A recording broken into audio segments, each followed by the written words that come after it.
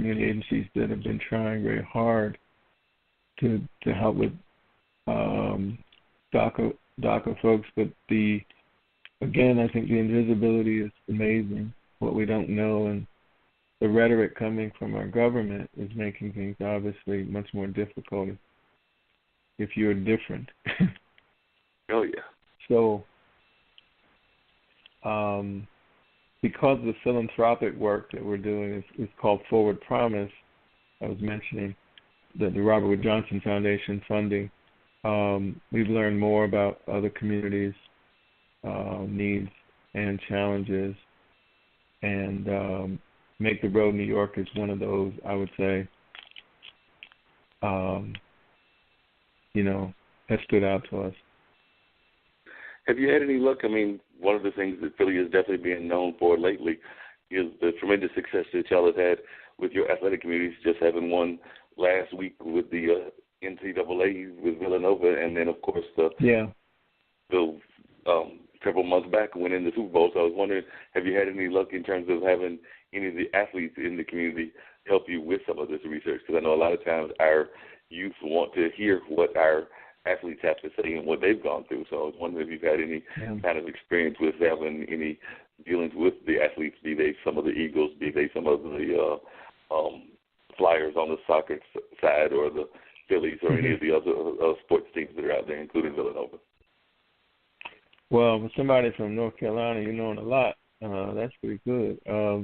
I think we're a happier city, honestly, right? People get in a bad mood, all you got to do is say the Eagles won the Super Bowl and people will stop fighting with each other. But I think Malcolm, the cornerback for the Eagles, has been known as a very powerful person, and it's somebody we would actually like to get more time with. But it hasn't developed yet, but we're very interested in trying to increase the contact with our sports heroes here now, and those who are definitely committed to community work. Yeah, it seems to me that that's one of the things we have seen is a rise in our entertainers and in our athletes across the community of trying to do a little bit more community involvement. I've seen that here in North Carolina, but also just throughout the country. It seems more and more of our athletes and entertainers are starting to realize the role that they play in terms of being role models, and even though some of them may not want that title, but they still more than seem to be grasping it and even not just identifying with it, but also like letting it be something that they don't mind being part of their identity. Yes, and I know, the work of some folks who have been trying very hard to get more athletes to be philanthropic have done a lot of work on trying to help groom athletes to understand what the politics are happening in neighborhoods that many of them have come from, and what does it mean to give and sustain giving for communities that look up to them and but need their presence even more.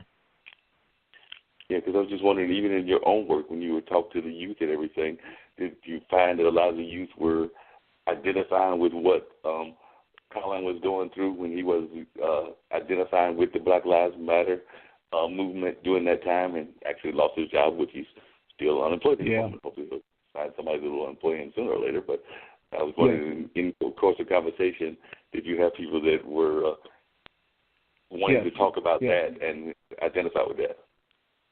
Yes. And in many respects, part of the racial socialization curriculum that we have, racial literacy curriculum, we can talk about Emmett Till and Trayvon Martin and the power of the legacy of that, but also why to connect to what Colin was doing, so that, and notice what happens when you stand up for your voice, how people dismiss your humanity. I mean, just watching how people derided him was a lesson in of itself for young people, and the commitment to take your talent and realize that you could be really talented and people can still reject you. because of racial matters, and that takes real courage. Did you notice in your research, you just mentioned Emmett Till and some of the others, have you found that a lot of our youth actually understood or knew the history of Emmett Till or some of the other victims of the Mississippi violence that are part of history, or are we still finding our school system stuck with, like, for lack of a better term, the superheroes that everybody knows? And by that I mean like the Martins, the Malcolms, the Harriets, the Frederick Douglasses, the Marcus Garveys, W.E.B. Du Bois, those kind of names that, of course, are, throughout the history books. But I'm wondering how much you're finding our youth actually know about folks like Emmett Till and some of these other things that were definitely part of our history, but I just don't know how much is out there in terms of our school systems actually doing a good job of letting that be known. Yeah. No, I'm finding that we don't know as much as we think we know, and I think that's part of the problem. Our students didn't know much about Emmett Till by the 8th grade, and I think the other names you mentioned, Du Bois, still be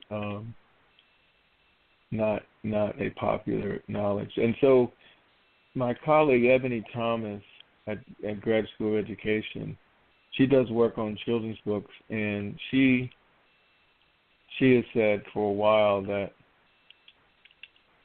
the problem of even children's books, rarely do you see clarity of truth around enslavement. So I think she said close to 300 books focus on kids of color out of 3,000 within a year, 3,000 new books. And so part of the process is that many of those books glorify slavery by talking about heroic efforts without talking about the tragedy.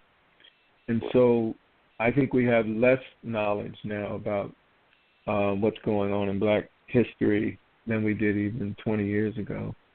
And that means that the work obviously isn't done, but we're going backwards in kids' knowledge. And they need to know not only the work of, not only the heroes, but also the struggles that the heroes went through. Because in her work, in Ebony Thomas' work, she's finding that kids don't see slavery as that big a deal because they haven't been taught about the horror. And this one last plug, my brother Brian Stevenson is opening a museum. He and his group at Equal Justice Initiative opening a museum in Montgomery, Alabama. Oh, wow. In April 26th. And it's about the history of lynching, and it'll be around peace. And it's a legacy or a museum of peace, and a memorial to honor those who have passed, those who have been lynched. They have the largest database of lynching in the history of these men and women who've been murdered. But it's based on the notion that slavery hasn't gone away. It just evolved and has led us to mass incarceration. And so the museum will track that, as well as give people a haunting understanding of the trauma and legacy of lynching in this country. And that is an example of why you would want to talk to young people in their own way, developmentally appropriate about our history, and then feel triumphant about how we still are able to have made it this far. Because that is something that we hear more and more of, particularly, we heard it a lot during the Black Lives Matter movement. We've heard it definitely even among the folks that are against certain kinds of guns and things of that nature being allowed to all citizens. But there's definitely that whole concept of the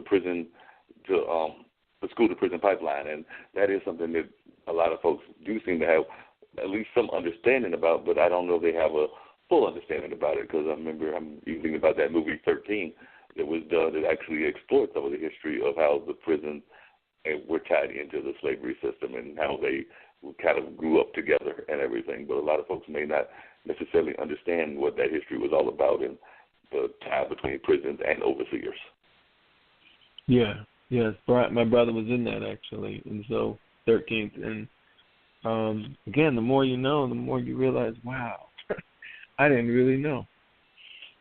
So, yeah. A lot of times folks don't understand that history until we've actually getting the chance to see those kind of films, and sometimes they take forever to get made. I mean, I know Dave Devereaux wanted to do 13 for some time, but it didn't get made for a long time, and then it finally got out there, and now it's circulating, and a lot of people are understanding what that story is about. And the same thing even with Hidden Images. A lot of people didn't understand that there were some sisters that were making some very important decisions in order for us to get folks into space. So that movie came out and exposed that history that was known to those in NASA, but a lot of other folks had no clue about those ladies that were doing all of that research that helped the astronauts get up to the moon.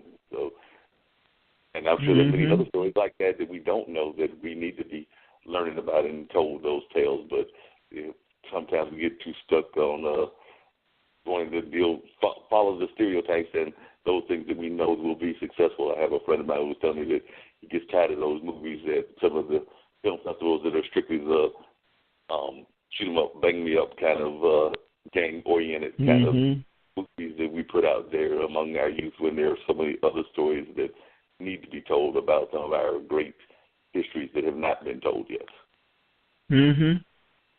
Yes, absolutely.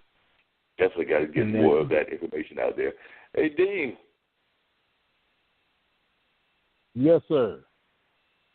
What you been thinking? You know, I have to pull you in as we wind down. So what you been thinking? What you got to say about the conversation? You know, I can't let you just listen all day long.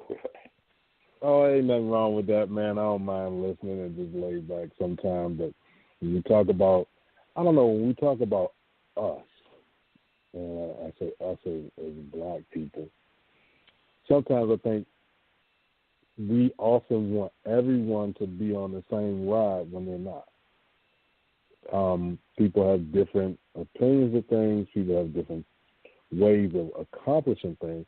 You were right when you said people don't want to even have conversations. They're non-confrontational at this point, but confrontational at the same time. So they don't want to discuss the real issues or anything like that, but they will be quick to point out something that they do not like, something down that they may not be familiar with, and it puts a further divide between all of us. You talked about using the N-word.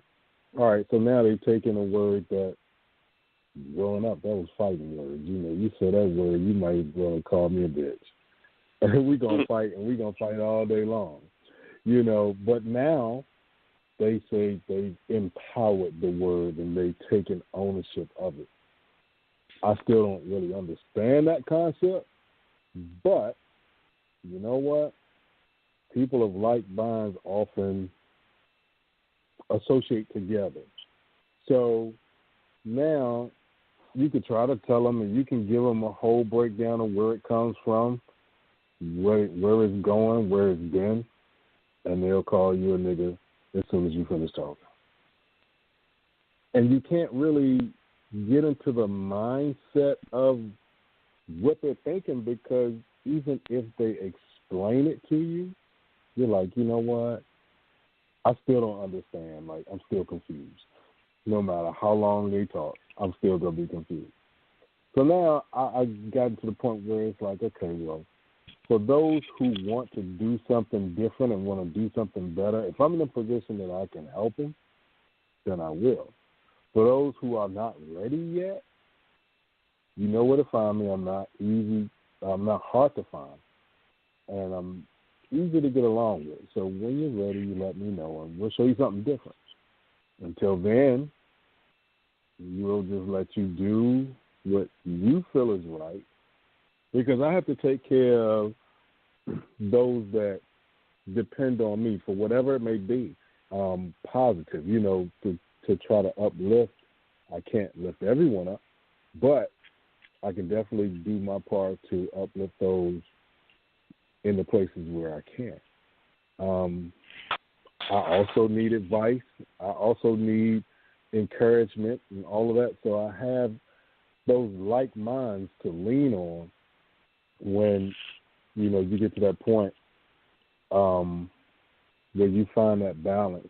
You're able to have conversations with everyone from the person that's a substance abuser to the person with a doctorate degree.